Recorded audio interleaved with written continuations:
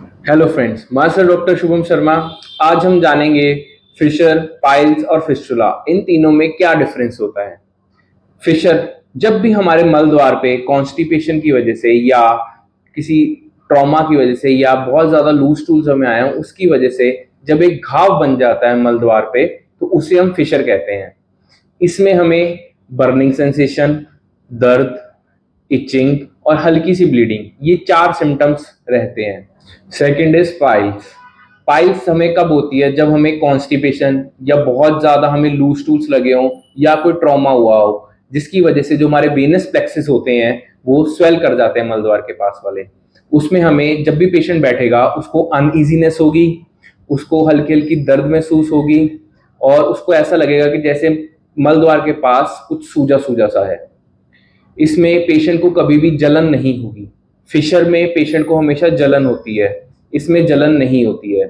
इसमें हमें ब्लीडिंग हो सकती है। ब्लीडिंग का मतलब होता है पिचकारी की तरह ब्लीडिंग होती है।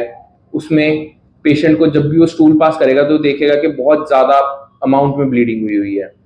चौथा, इसमें कभी कभी खून का थक्का जम जाता है जिसको हम थ्रोम्बोज्ड पाइल मास कहते हैं।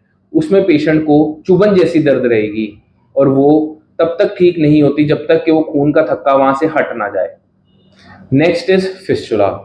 फिस्टुला हमें जब भी हमारे मल द्वार के आसपास कोई एब्सेस हो जाती है, मतलब कोई फोड़ा हो जाता है, वो धीरे धीरे अंदर ही अंदर बढ़ के एक इंटरनल ओपनिंग या एक एक्सटर्नल ओपनिंग बना लेता है जिसके थ्रू वो पस का डिस्चार्ज होता है।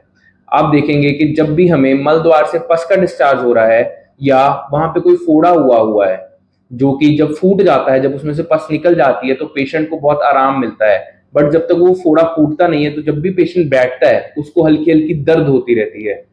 तो जब भी हमें मल द्वार में से पस निकले और बैठने के समय दर्द हो तो ये फिस्टुला के लक्षण हो सकते हैं। आई होप आपको तीनों का डिफरेंस क्लियर हो गया हो। अगली वीडियो में हम फिशर को और डिटेल में जानेंगे। Thank you.